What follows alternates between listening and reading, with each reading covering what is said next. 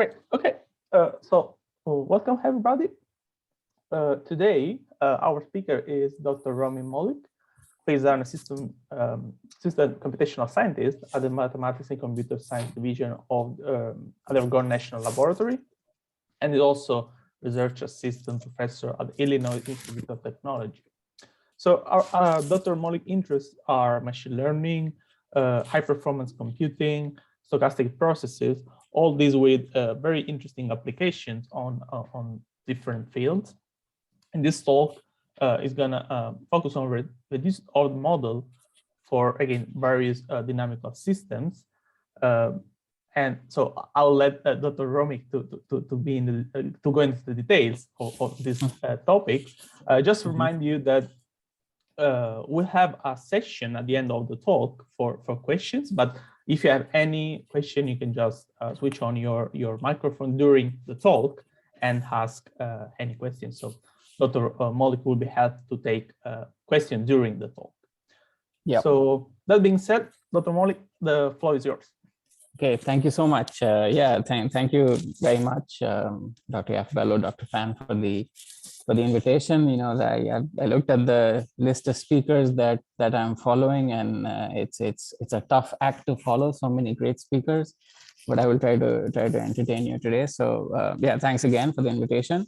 Everybody in the audience, you know, feel free to chime in at any moment. I like, you know, to speak in a free-form manner. So you know, it's completely informal. Okay, so let's get started.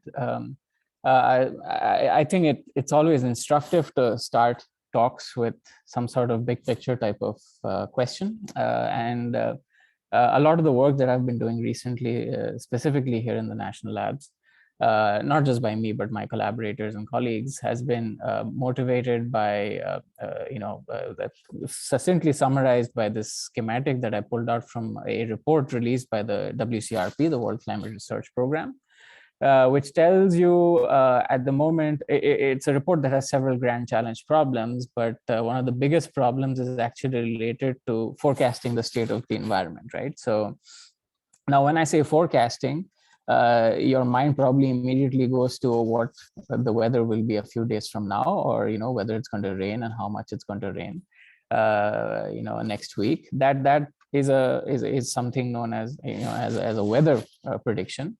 On the other hand, you might have heard a lot about reports coming out from IPCC, which tell us that the world is getting warmer and warmer, and, you know, there is a you know, like a tipping point or something that is going to cause certain climatic effects, which is you know, something related to the long-term average behavior of the climate in the sense of anomalies, right? So how warmer the oceans are going to get 100 years from now, for example, which has implications for many things. But something that is not really well understood is something called the seasonal to interannual period, which is, can you tell me if next, well, what is it? I'm in the Northern Hemisphere, so it's spring now. Can you tell me if the next spring is going to be warmer on average or wetter on average, right? This is something that we do not have the capability of doing. And in some sense, it's a major cause of the policy paralysis that happens with convincing people about climate change. There are still, unfortunately, people who need to be convinced about it.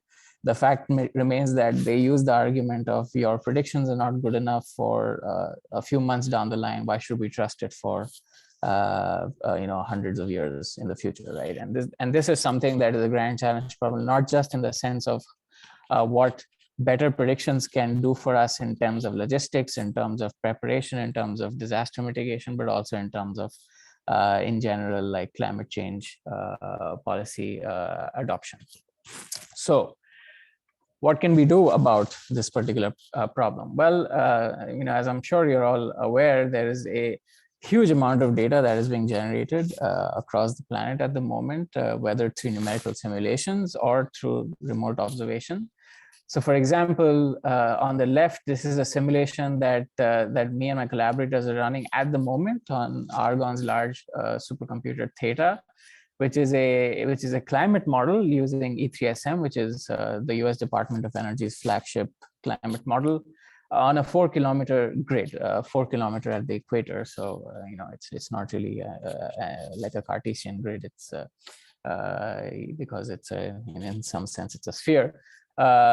So we have for the first time we are running climate simulations which are resolving clouds. Historically climate simulations were so expensive to run that they couldn't resolve clouds, right? They could just resolve the large scale motions of the atmosphere. And here's the thing, clouds are very, very important for figuring out how much heating is going to happen, because clouds reflect incoming radiation, right? So if you don't resolve clouds, you have to approximate them with some coarse type behavior, which is generally not accurate. So there's data that is being generated that is useful. On the right is a simulation that was run also at Oak Ridge National Lab on their supercomputer summit by folks from ECMWF, which is Europe's flagship weather forecasting service. This is a weather forecast model which was run on a 1.4 kilometer grid, which is ridiculous, extremely fine. And you can see, because we can observe the weather as it's happening, it was also calibrated by a geostationary satellite on the right-hand side. And you see the clouds that are being predicted by, by the weather model are very, very close to the satellite observations. This simulation was actually the keynote or the plenary talk of Supercomputing 20, because of how magnificent a simulation it was, both in the sense of the high performance computing challenge, but also in the sense of how accurate it was. Okay, in addition to all this fantastic computational data, you're getting huge volumes of data that are being generated by modern satellites, right? Satellites that were first launched in the 80s could only detect, for example, a few spectrums of radiation. But as you can see, there's a bunch of satellites in the GOES series that are due to go operational within the next few years. And of course, the JPSS series, these are all NOAA, by the way, and NASA, is going to come online through the next 20 odd years. And this is a schematic on the right hand side that I just pulled up by taking a screenshot from their web service. These are images of the continental US through different obtained through different bands of light, and this is updated every 30 seconds. So it's incredibly well resolved images that are frequently being updated. So I guess the question is, what can computational scientists do with all this data that is being generated in order to, for example, try to address that grand challenge problem that that I introduced?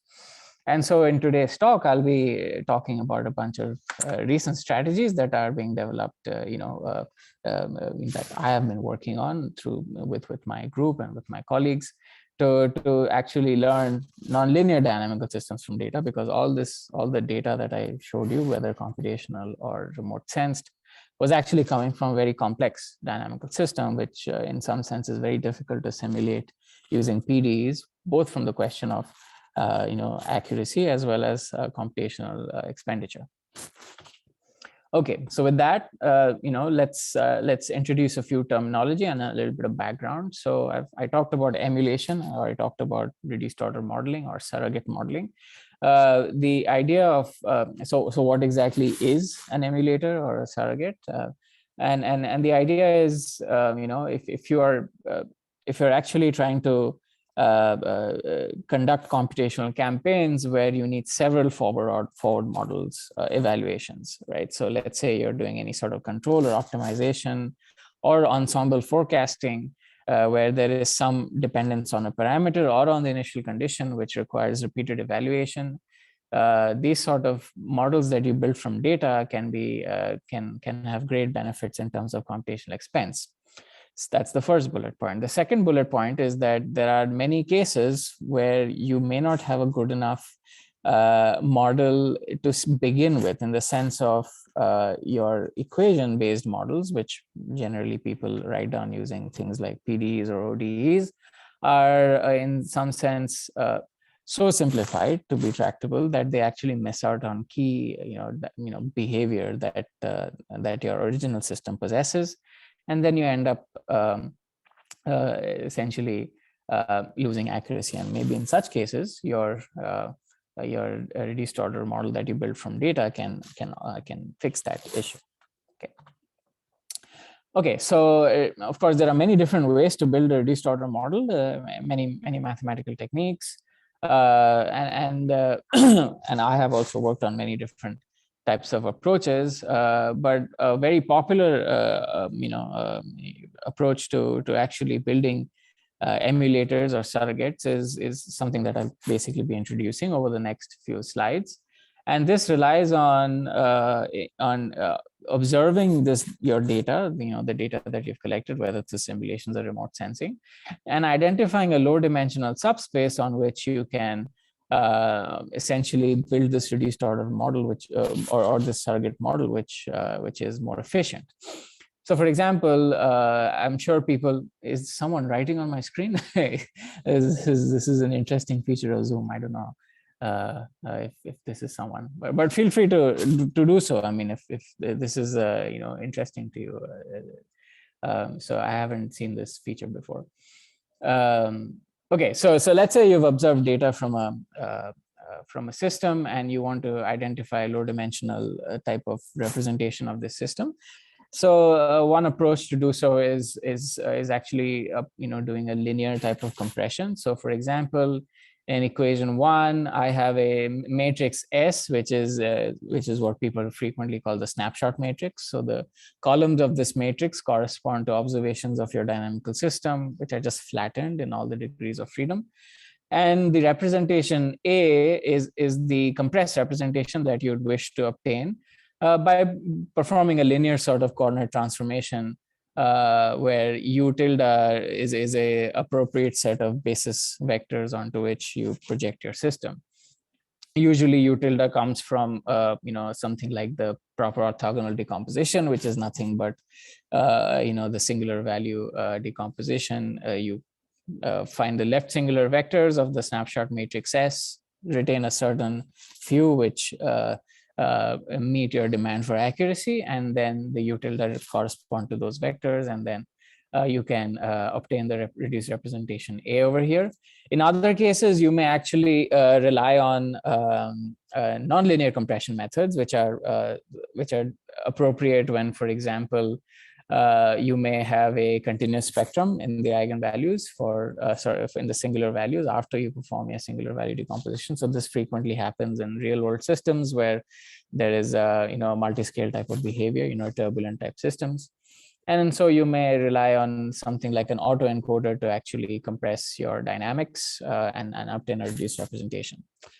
Okay, so let's say you've obtained this reduced representation, which is given by, now the columns of that matrix A are now given by the small letter A. The whole ball game is essentially to identify the forecast of this reduced representation given the current state in the reduced space. And now we also add some information from the past to account for, in some sense, a memory kernel that accounts for the coarse graining you've done, right? So you've coarsened the system by projecting it or by compressing it. And that naturally misses out on some information that you would like to retain. And an elegant way to retain that information is through embedding memory into your forward model. It's very similar to the Morrison-Zonzik type of discussion. And so over here, there is an opportunity to use data to essentially learn what F is. Okay, and that's kind of the rest of this talk today will look at many different ways to build F, and moreover also find ways to calibrate F after you have built it with, for example, data that is observed from the actual system on the fly. Okay, so before going into data-driven methods, it is instructive to look at what is the state of the art in the sense of classical reduced order modeling. So yes, I showed you a bunch of examples from the climate type simulations, but it's always instructive to go back to something simple before we ramp up in our complexity. So let's pick up the 1D viscous Burgers equation, which is like prototypical for order fluid dynamical systems. You have an unsteady term, you have a quadratic nonlinearity, which causes wave-like behavior. and you have a dissipative term given by the Laplacian on the right-hand side. And the idea over here is that you want to build a reduced order model of this system.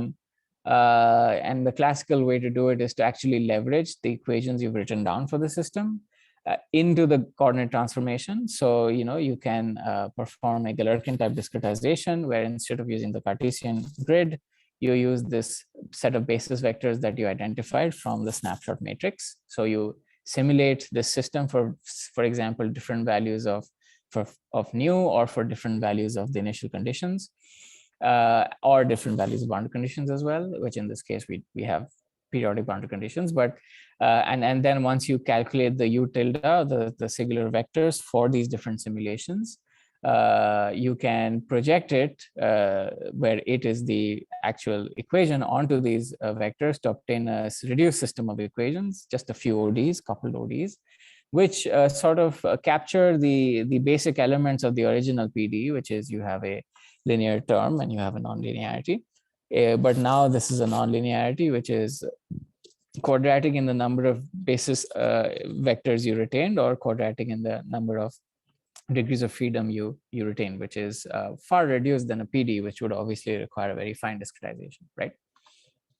Okay, so now how can we introduce data into this particular situation? I told you that, if you have access to a set of equations, then it may make sense to actually build this type of representation.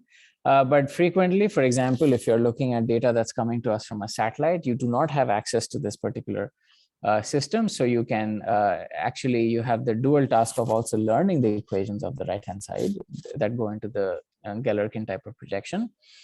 So over here, the idea is that you can parameterize the evolution of the reduced state of the system with a right-hand side that comes from a neural network, where the neural network basically has parameters theta and approximates the right-hand side, like I said.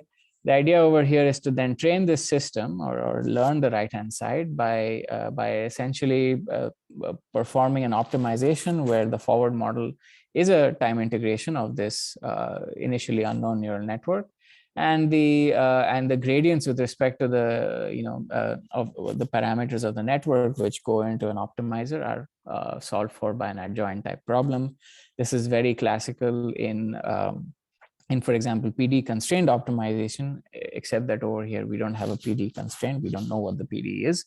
We just for example, specify a set of unknown parameters in our neural network that have to be tuned given a trajectory in A, which we have from our training data. So we want to match the trajectory of our dynamical system given with this right-hand side.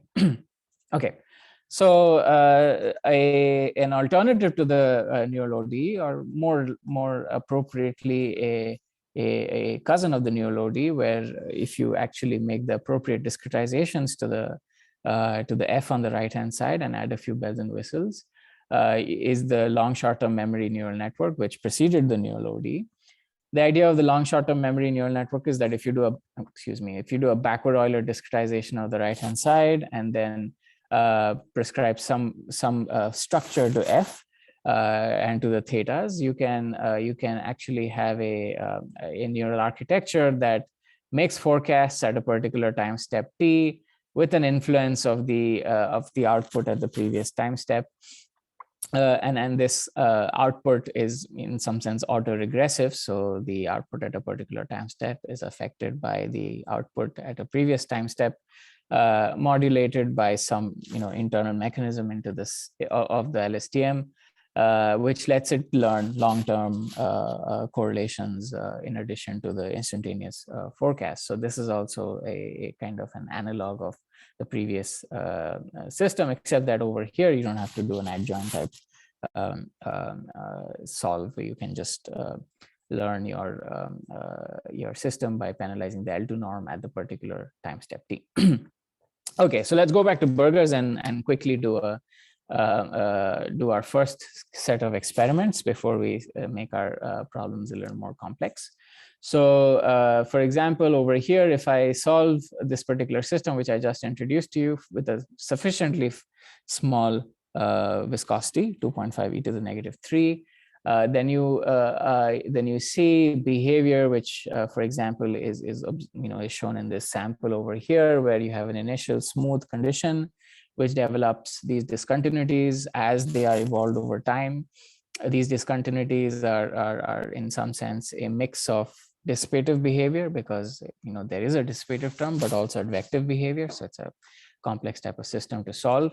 The training data for the system was generated by constructing several different initial conditions and solving them using originally like a finite volume type method, higher order finite volume type method, where the the state, or basically the grid spacing, was given by 2000 degrees of freedom in order for this to basically not blow up, right? So since there is a advection dominated behavior over here, if you don't really have a fine enough discretization, you have a floating point overflow, which is very natural. Now our goal was to basically reduce the dimensionality of this system to something, for example, which is three-dimensional, by performing as a linear dimensionality reduction. So we used POD.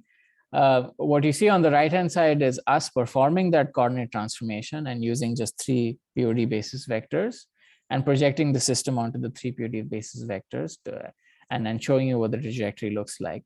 So over here, if you look at these curves over here, at first point your attention to this orange and black curve, which basically occludes the true trajectory, which is the trajectory of this system if I actually projected it, if I actually solved it, if I actually did the simulation with the true PD, which in practice is not available to us, by which in practice the test condition is not available to us because we want to actually use the reduced order model instead. And you can see that the data-driven methods, which basically predicted the evolution of the state, which is given by the symbol A, in a completely non-intrusive manner, which means that it did not assume any knowledge of the PD, but it was able to track this trajectory for this test condition, is pretty good. In comparison to the Galerkin projection, which I remind you use the equation and perform this sort of discretization using the basis vectors, which causes a divergence in the trajectory.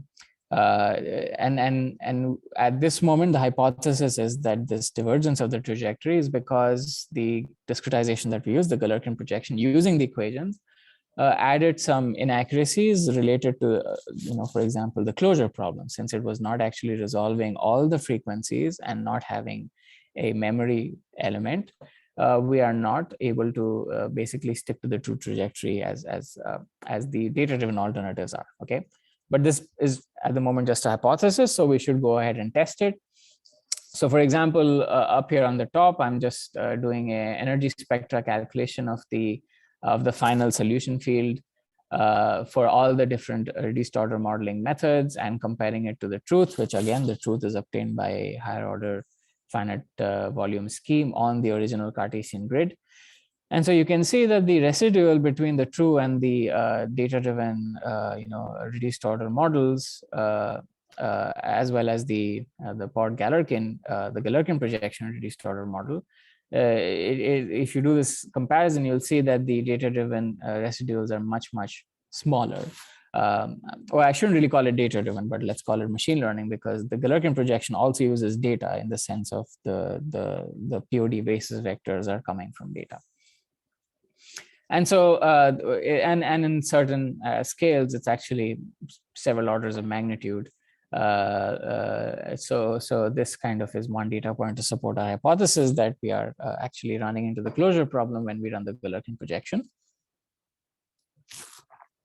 If you do an assessment in the physical scales, in the physical space, basically by reconstructing our trajectory from the reduced order models, we see that if you zoom in particularly near these discontinuities, that the Galerkin projection causes these oscillations, these Gibbs types oscillations, which eventually will lead to a floating point overflow if you keep the system running for a longer time, particularly with such a small value of viscosity.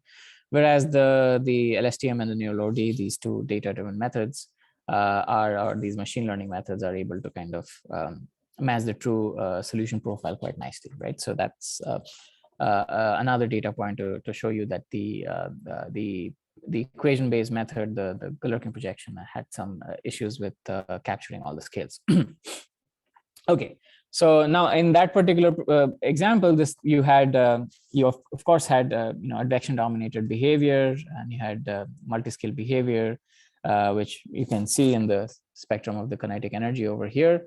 But another challenge, particularly with a lot of the machine learning methods that are popular nowadays for forecasting dynamical systems, is how to handle chaotic systems.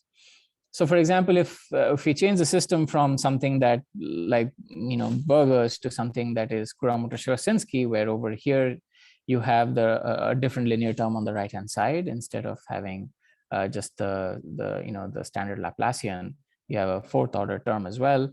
For this particular configuration, where you discretize your state on 64 degrees of freedom, and your domain is between minus pi and pi, you actually end up having a chaotic system. So there is a chaotic attractor. So your trajectory will essentially diverge between two different initializations of the system, so two different initial conditions very quickly. But in the long-term limit of the evolution of the system, you'll actually recover some statistics which are independent of the initial condition. And it is precisely this type of system which a lot of ML methods for time series forecasting struggle with immensely, right? So our idea was, okay, with all these methods that we tested for the burgers, do they actually also work for the for something that is like Kuramoto-Shirasinski? And so over here, we had to introduce a new type of machine learning algorithm to actually emulate the KS type of behavior, which I remind you, KS is very the Kuramoto-Shirasinski, or KS is very similar to a lot of dynamical systems that you observe in nature. For example, the weather. The weather is a chaotic dynamical system, but the weather also has an attractor, which is the climate. So it is kind of instructive to assess methods from machine learning for these types of systems. Oh, by the way, I cannot see the chat. So if anybody wishes to ask me a question, please unmute yourself and ask me a question. Or if you wish to write in the chat, I don't know if someone could just keep an eye on it and interrupt me. That'd be really helpful. Thanks. Okay, so let's so over here. One of the things that we tried to do was we tried to pick up the neural OD or the LSTM that and try to emulate this system. And as you can imagine, we had trouble. We failed. I'll give you fail cases just in a bit. And in order to actually emulate these types of systems, we had to develop a new neural ordinary differential equation, where the difference from the previous case, which is shown on the right-hand side over here, was that instead of having just one neural network which subsumes both a linear and nonlinear behavior, we had a linear term which was additive to the nonlinear term. The linear term could be guaranteed to be linear by enforcing a certain bandedness. For example, for periodic boundary conditions, you could enforce that the linear term would behave like a finite difference kernel with a certain type of symmetry, because your finite difference kernel does not change from place to place on a uniform grid. And the idea was that the elements in this kernel would be learned by the optimization. So you would learn the discretization of the linear term through the optimization. We also tried a library type method similar to Cindy, for example. You could have various linear terms which the optimization would select for goodness of fit. But we went with just letting the optimizer choose the linear term directly. And so when we did this decomposition of the right-hand side into linear and nonlinear and trained this method just like a regular neural OD, we actually saw, and I'll give you more concrete numbers in a while, we actually saw visually that we were able to solve the problem of divergence of trajectories, of non-physical trajectories from machine learning methods quite nicely. So for example, on the top, again, for a test initial condition, I have the true data that comes from the actual numerical method or finite difference step method this time. where the first column corresponds to the short-term evolution of the system, and the second column corresponds to the evolution after long-term simulation. The second row is the regular neural OD, which I just introduced for the burgers case previously, which in the short term, it looks pretty good to the true data, but in the long term, you see it leads to the generation of these non-physical type oscillations, which or these striations, which definitely are not correct. The bottom two rows over here correspond to us, for example, in this case, first setting what A is exactly, because we can cheat in this case. We know what the actual linear term is, and simulating the system, which confirmed our suspicions that the linear term capture was important for being physical in the long term. And the bottom row was the linear term that was learned. We call it the CNN because we use the CNN kernel. But the bottom row is the term that was captured through the optimization, which again in the short term is somewhat accurate, but in the long term stays bounded physically, right? Okay, so these are all visual assessments. So we want to be a little more quantitative. So we looked at the tracking error in the short term, which confirmed our suspicions. There's not much difference between the different data-driven methods, specifically the neural OD and the novel neural OD, where we just learn the linear term separately. But what is interesting is if you go to the chaotic attractor and start collecting statistics about the behavior of the system, where on the y-axis I have the second derivative of the state, so just calculate second derivatives at each point and plot all of them, and the y-axis and the x-axis is the first derivative, and we do this for a certain number of time minutes, let's say 100 time minutes on the attractor.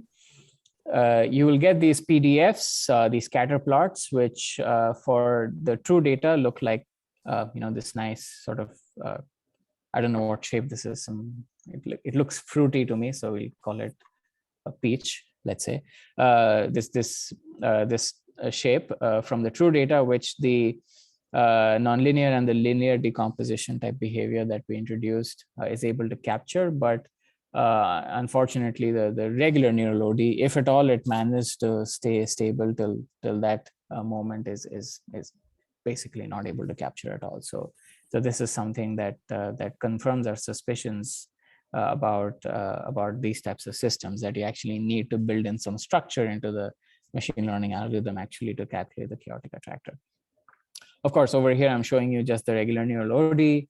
But there was a paper by Dr. Themis from MIT where they also looked at the regular LSTM, which actually ended up diverging as well. So by association, we say that we are better than the LSTM as well. Okay, so there's a few benefits to actually accomplishing what we have so far, which is. Can I ask a question, Romit?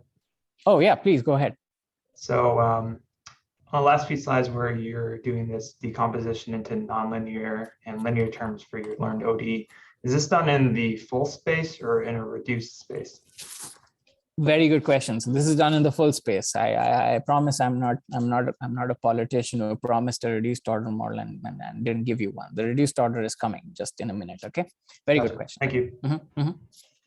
So okay, so we built this surrogate model in the full order space, and as I don't know who that was, but thanks. This perceptive listener, kind of was able to catch my bluff in the sense, I didn't really do any model order reduction. This was the original space, but I promised a reduced order model, and a reduced order model you shall have. So once we've actually identify the linear term, of the Kuromoto-Shilshinsky equations using the optimization, we can actually go back several years, 30 plus to be precise, to lean into what is called approximate inertial manifold theory to actually identify a reduced order representation of our surrogate model. So I'm flipping the script as the title of the slide says, right? So initially I was reducing the order and then building a surrogate, but now I've built a surrogate and I'm reducing the order of the surrogate. So it's kind of the other way around. The idea is that the linear term that you've identified can actually help us identify a linear coordinate transformation, which previously we were doing using the POD. And the idea is to perform an eigen decomposition of this linear kernel and use the eigenvectors to identify a projection matrix P, right, as you see in equation 18. This projection matrix can then be applied on our original system, which in our case is given by a neural network on the right-hand side for F and this linear term, which still remains. And to basically split the system into two systems, one resolved and one unresolved. So you have a dp by dt, which is the resolved, and a dq by dt, which is unresolved. Approximate inertial manifold theory says that you can do a few things. For example, you could ignore the system for Q, the unresolved scales completely, which gives you the Galerkin type method, which I was talking about previously. You can also make some assumptions about Q in the sense that you can assume that dq by dt is 0, which is the stationarity assumption for the unresolved scales. In some cases, for example, in this particular case, for the Gromov-Shinsky equation, that is a fair enough approximation, which means that you solve a system for the right-hand side equal to 0 using an iterative solve. People generally just use one iteration of this solve to get Q as a function of P given in equation 16 and put Q back into equation 14, right? And then basically you have a couple of different approaches to solve the system. You can depending on how many columns of V you decided to retain, right? So if you retain all the columns, you don't get a reduced order system. But if you retain some of them, you get a system which is reduced, but may have, again, this closure issue that I talked about. So for example, if I do the Galerkin approach, which is just ignore equation 15 completely, set Q equal to 0 over here, and just solve equation 14 in P, that'll give you these orange squares over here for the KL divergence. The KL divergence is basically measuring the discrepancy between this plot over here and this plot over here in the Earth mover sense, the distance between two densities. It's a good metric. And you can see that as I reduce the order of my system by reducing the number of columns of V I have retained, I get a higher error eventually, and eventually it might blow up, right? But after about 16 degrees of freedom, which is actually the dimensionality of this underlying sort of attractor, you kind of converge to the true system. If I'm to do something which is using the approximate inertial manifold, which was actually assuming the stationarity condition and plugging this correction back into the original system, I will get these blue dots over here, which shows that my error is much more reduced, right? Which is nice, but it's more costly because you have to perform these extra floating point operations in equation 16. The green crosses over here are something called post-processing, which is a happy coincidence for the KS equations, which is you can first run the Galerkin projection, so you can get these orange boxes over here, essentially get these trajectories from from equation 14, and then a posteriori, after you've got your corrections, you can just apply equation 16 to them and reconstruct your solution. So it's kind of after the fact, and that obviously is not as accurate as actually emulating the system with the approximate inertial manifold correction, but it gives you a good bang for the buck in terms of computational accuracy as well as closure. Okay, so that answers the question that was posed to me, which is, have I reduced the order of the system? I hadn't previously, but I have now by leveraging the linear term. So that's a nice property of the method that we propose. Okay, so of course, there are many alternatives to. Let me back up a little. The systems that I showed you, were in some sense handpicked because we were able to identify, like a linear type of coordinate transformation, which in most cases is not an option for practical type of applications. And so in such cases, there may be other approaches to identify a compressed representation. Some work that we have done recently relies on deep learning autoencoders, where you relax the linearity assumption and you lose some of the interpretability and the convergence in terms of the reduced order dimension, but get very, very high compression accuracy. So I'm going to take a quick detour from the from the discussion about dynamical systems coming from weather and climate, and actually talk about a work that I did here with the energy systems division in Argonne to actually build a reduced order model again for a ice engine simulation. So this is, by the way, a nature of work in a national lab. You have to wear many hats. You collaborate with people from many different divisions, and there's synergy in the methods that you develop. So, so you can actually have an impact in multiple fields. So, for example, over here, there was this long-term project that was run through a group here at Argonne, which does simulations of diesel internal combustion engines. It's an incredibly complex simulation that requires basically an entire HPC resource. It's just very similar to numerical weather prediction type tasks. But when they did an analysis of their particular simulation, they saw that a vast majority of the computation is constrained by actually simulating the injector in the engine, which is just this very fine sort of region, this nozzle where the fluid is injected into the main chamber. And so their hypothesis was, okay, can we actually build a reduced order model, but for the boundary condition of the main chamber? So instead of simulating this injector and what happens in this region, can we just build a reduced order model for what happens at the interface with the main chamber, right? And since they had some historical data, which was not very fine in the parameter space, they had two parameters: the concentration of nitrogen and the air fuel mixture.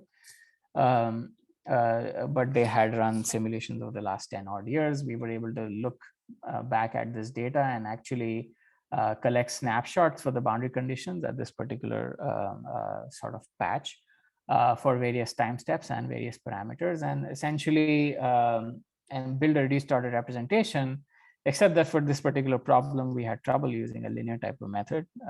We didn't get the desired accuracy, but with a autoencoder type of approach combined with a latent space where latent over here represents the compressed representation, along with the latent space emulator, where in this case we did not require anything as complex as a neural ODE or a LSTM, but simply used a Gaussian process regressor, which was parameterized by 3 parameters: the concentration of nitrogen and the air fuel mixture and time of the simulation. We were able to build a reduced order model with uncertainty quantified,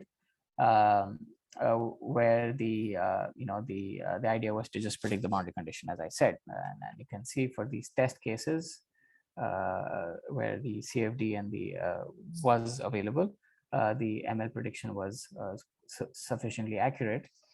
And again, I'm not going to go into a lot of quantitative detail for this particular example. You can look at the paper over here. But in terms of the predictions, the top row shows the true predictions for this test case, which were run on a very large high-performance computing resource for 4 weeks, if I'm not wrong. And the bottom, which was run on a laptop in a matter of minutes. You see the left column shows the actual droplet radius as being demonstrated as predicted by the particular boundary condition that we've imposed. The bottom one coming from the data-driven method, and the flame front propagation, which comes from as a result of this boundary condition after a certain amount of time. So as you can see quantitatively, which in the engineering sense is what is of use over here, we were able to get a very nice result. So, and then we had 6 orders of magnitude acceleration as a result of this particular reduced order modeling deployment in this CFD code. So it sort of tells you the broad applicability of these types of problems across multiple domains. Did I hear another question, perhaps? Yeah, Romit, if you don't mind, I have a question. Is the flame also simulated with your reduced order model? Is used handled by the high performance computing? It's handled by the hub. So everything that is happening here in the black region is handled by the CFD code, the regular equations of motion and the equations of species transport and everything. It's only the boundary condition that's coming from the reduced order model. So in this sense, it's kind of, you can think of this as a very, it's much less invasive than the examples I showed you, right? We're not modifying the entire system or portions of the entire system of equations. We are just modifying the boundary conditions. So engineers definitely are happy with this because over here, you're actually solving finite volume method. But you get a very nice speed up, right? So that's also a possibility. So what I'm trying to say is that you don't have to get rid of equations all the time, or you don't have to get rid of existing software workflow all the time either. Sometimes your data-driven methods can interface very elegantly depending on what your problem is. Okay, so that was a quick detour in the world of internal combustion engines. So let's go back to the geosciences. I have 10 minutes left, so I'll have to hurry up a little. So I talked about systems which come from for example, canonical types of problems such as burgers and such as Kuromoto-Shinseki. So we wanted to try this reduced order modeling strategy. In this case, let's go back to a linear type of strategy with the the LSTM, for example, or the neural OD for a data set which actually then came from a real life type of complex dynamical system. For example, the sea surface temperature. So if you've actually had the good fortune of working with environmental scientists, which over here in Argonne have several excellent people from that domain, you'll notice that that community has this remarkable habit of making a lot of data available online in public repositories. So this is data that they have collected from satellites, or they have run through really large simulations, but it's all available online for you to kind of download and mess around with, which is very nice, and which excites me for my own research program, because for example, this data set was made public by NOAA for the sea surface temperature, which was observed by a survey of ship sensors and satellites, and then interpolated onto like a 1 degree grid.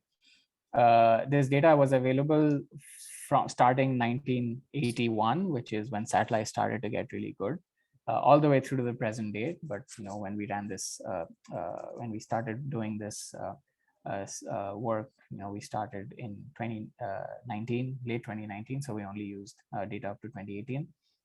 And so we were going to do just what I introduced a few slides ago, which is we'll use a linear dimensionality reduction algorithm on the training data, which over here we selected for the first 9 years, and build a reduced order model using just data available till 1989, and then test it on the 18 years coming after.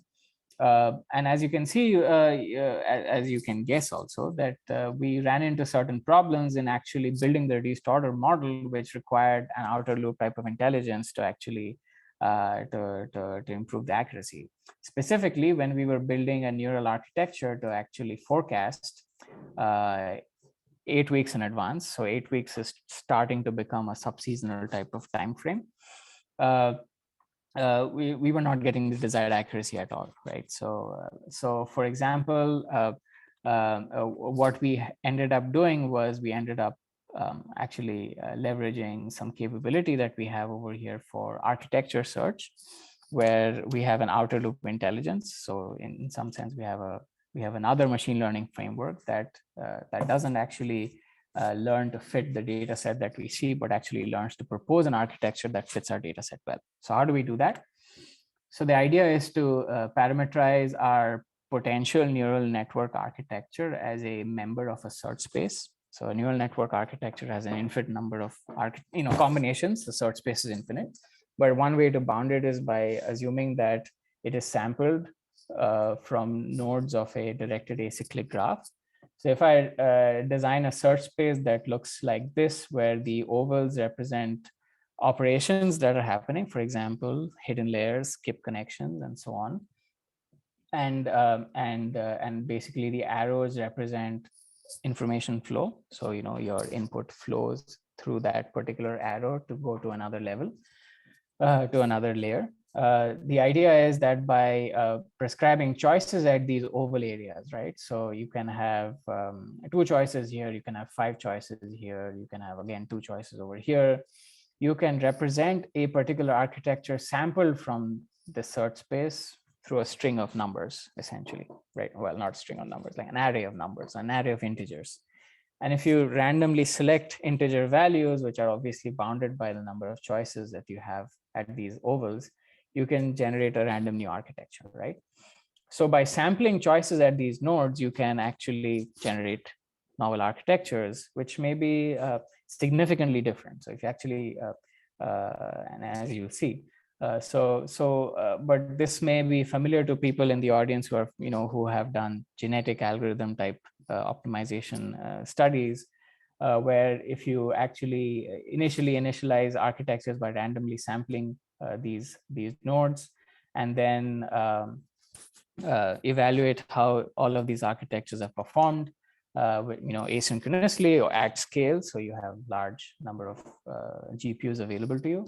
You can then use evolutionary pressure to basically discard bad architectures and retain good ones by looking at that array of numbers as a gene, and performing mutations and crossovers across those genes. Okay. So for example, over here, when we looked at the sea surface temperature data set, we generated an architecture which looked like this on the left hand side, which is something definitely I couldn't have come up with on my own. And in terms of comparisons, in terms of the search strategy, you have 3 curves over here on the right hand side, where the blue curve corresponds to the method I just described, which is an evolutionary strategy, which you can see that the architectures that are detected by this algorithm very quickly within a few minutes of wall time on 128 nodes of theta, so 128 physical nodes. These were CPU nodes, not GPU, but they get our point across. That we were able to converge. This is the moving average of all the architectures that are alive at any moment on the supercomputer. They were able to get a high average accuracy, whereas the random search, as you can see, it fluctuates because there is no intelligence in that is choosing architecture. This is randomly choosing architecture, so you end up getting just this sort of oscillating flat line. The yellow line over here is another strategy for search, which is based on reinforcement learning. So I won't go into that into detail, but that also over time, it was just less efficient. Over time ends up reaching the same type of performance. And so what we did after running this for about 3 hours on 128 nodes was we selected the best particular architecture and performed assessments with it. Now I'm going to speed up a little. It's good news basically, but that's why I'm talking about it. So of course I can go into more detail. But as you can see, if you look at the behavior of the trajectories on the reduced order space, there were more than 4 modes retained over here, but I show 4 just for ease of visualization. We were able to get a good type of behavior, in capturing the trajectory on the reduced order space. More specifically, if we actually go ahead and do a root mean squared error assessment of our method and compare it with a climate simulation, which is CSM, which was run across millions of compute across millions of core hours and various agencies, and compare it also to HICOM, which is a weather code run by the US Department of Defense. We see that our method does a much better job in the root mean squared error in terms of forecasting 8 weeks out. And I show the result for the Eastern Pacific region because we didn't have any interpolation errors over there. All these methods are on different grids. That's a problem, right? So interpolation error becomes an issue. But if you were to look at the entire planet, including interpolation error, then we do an even better job. Okay. I guess it's me. I was just saying, if you please go to the conclusion, just allow 1 or 2 minutes for question. Yes, thank you. Great. So in conclusion, I would like, before concluding, I'd like to, leave the slide up here, which tells you how much of a saving we get from this reduced order model, right? So you can see that CSM required 510 billion core hours on Yellowstone, which is NCAR's high performance computer. Our reduced order model after the initial search required no cost to evaluate, whereas and HiCom, which is the weather model, again required 44,800 core hours per forecast day to evaluate. So if you go 8 weeks into the future, you can do the math. So it's going to be a lot. So this, in some sense, tells you of how valuable these reduced order modeling methods are, especially for these weather type applications. Okay, so I might have overstayed my welcome, so I will just leave these acknowledgement slides over here. Thank you so much for your attendance, for your questions, and yeah, feel free to reach out to me even after this talk is over. I'm happy to chat more about all these cool things. Yeah. Thank you, Romit. Actually, I didn't realize that was actually your conclusion. So sorry for interrupting you. Yeah. No, so we have time for perhaps one quick question, if you have any. You actually received a couple during your talk. So yeah.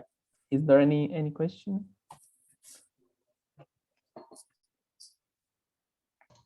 I'll ask a question. Yeah.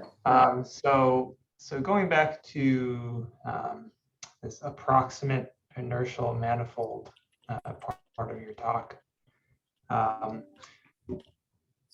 guess I have a couple questions. So one is, do you train the linear and the nonlinear parts simultaneously? Yes, simultaneously. Okay, and the linear part is parameterized with a neural network as well? Well, I mean, it's linear, I understand, but it's still I mean, calling it a neural network is being a little disingenuous. So I just it's basically a linear CNN, right? Yeah, so it's basically you have to learn 3 numbers. And nowadays it's fashionable to call everything a neural network, even like a polynomial regression, but it's not. It's a neural network with the activation function as the identity. Exactly. You want to think of it that way. Okay. Yeah. And so when you do this next step, like the approximate inertial manifold step, how does this depend on the form of the linear term? Can I just use sort of any linear transformation and this will work just as well, or is this highly dependent on what that looks like? It's a good question. My answer would be I don't know, because at the moment we kind of fixed our linear term to be, well, in the sense of a finite difference kernel, right? So linear in the sense of a dissipative term. So if we make this a general linear term where this guy over here is all the elements of this particular matrix are learnable,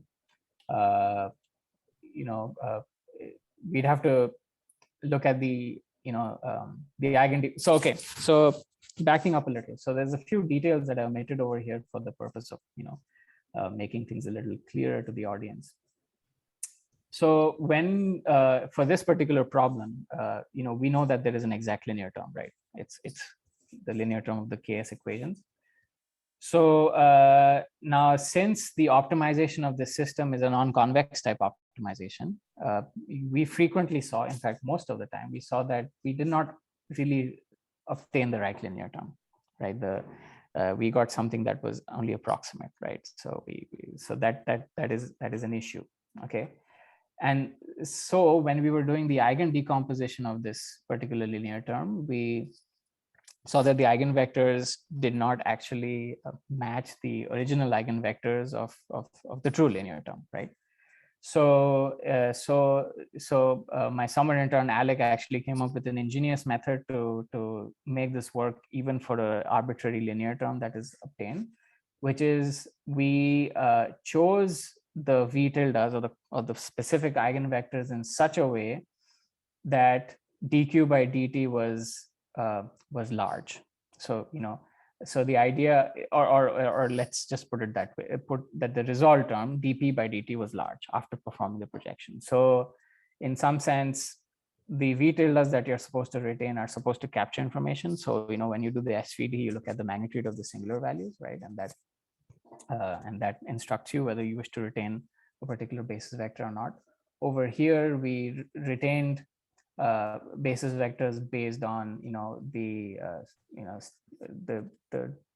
distance from stationarity for the resolved components. Okay, so that's one thing I missed out. Going back to your original question, which is how does this approximate inertial manifold depend on the linear term? It would not work on an arbitrary linear term. Over here, we are assuming, or we are starting with the assumption that the system that we're observing has a linear term which is amenable to the approximate inertial manifold behavior.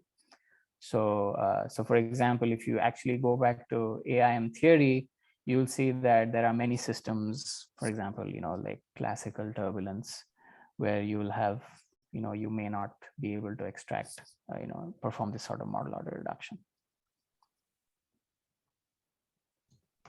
Okay, I have maybe a follow-up if that's okay, but if other people have questions, they can. Yeah, I think we are already out of time. So yeah, if I think you can reach Dr. Maulik like via email or another place. So thank you everyone for joining this session, and thank you, Dr. Maulik, for this talk. Yes.